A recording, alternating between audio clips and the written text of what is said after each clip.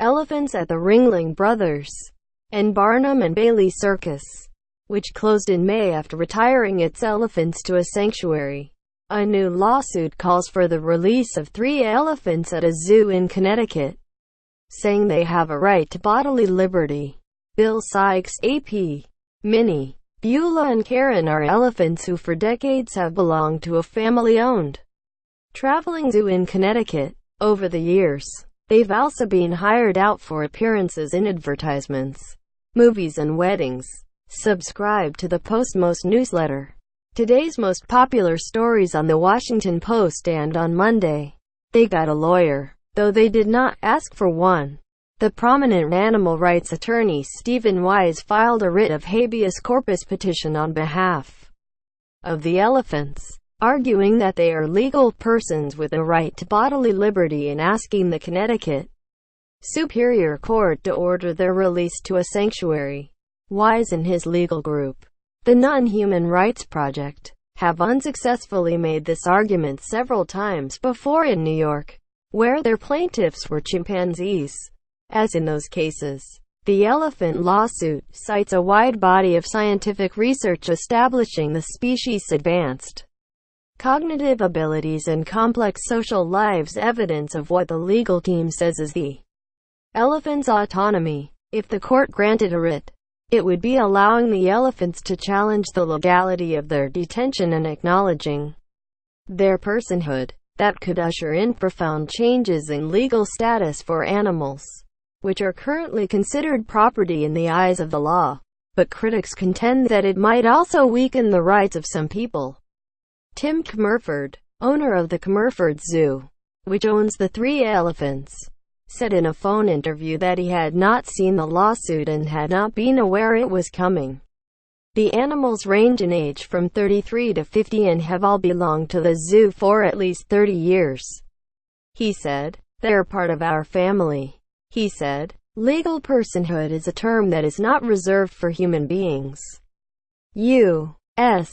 courts have determined that corporations can be legal persons, and a New Zealand court has extended the label to a river. Courts in Argentina and Colombia have also recognized legal personhood for chimpanzees and a bear. But the Non-Human Rights Project's previous attempts in New York have been stymied by rulings that rejected personhood for chimps based on the animal's inability to bear legal responsibilities and social duties." In an interview Monday, Wise said the New York courts were clearly wrong about this point, which he hopes the Connecticut court will view it differently. He said the project chose Connecticut as its next site for a case even before finding clients the elephants because the legal team judged the state's common law to be favorable to their arguments.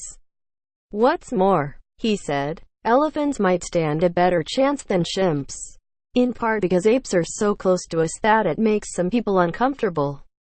Judges may view us in a different way when we're dealing with an animal that doesn't look anything like us but has many of the same characteristics." Wise said, "Those characteristics," he said, "are explained in affidavits from leading elephant experts, which cite the animal's empathy, self-awareness and long-term memory, as well as one Wise said deserved special attention, an ability to use calls and gestures to discuss, plan and execute a course of action. They engage not only in innovative problem-solving, but they engage in cooperative problem-solving."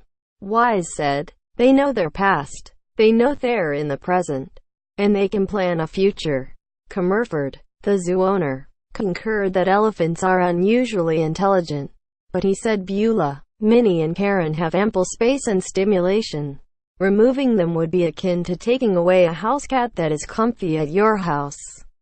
He said, "It's not right to rip them from my family, from their home." He said, Comerford referred to Wise and his team as animal extremists who are picking on us and targeting us because we're a small, family-owned operation and everything we do is on our own nickel.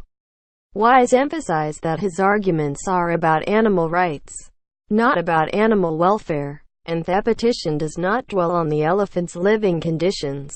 But Richard L. Cupp, a Pepperdine Law School professor who has criticized the quest for legal personhood for animals, say that the appropriate way to deal with concerns about captive animals is through expanded animal welfare laws.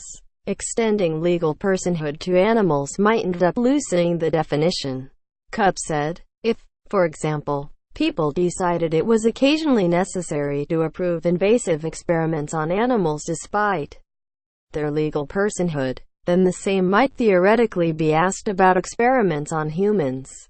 He said, associating intelligence with personhood would also not necessarily be good for the most vulnerable human persons. Cupp said, it would not surprise me if these animals could be put in a better situation.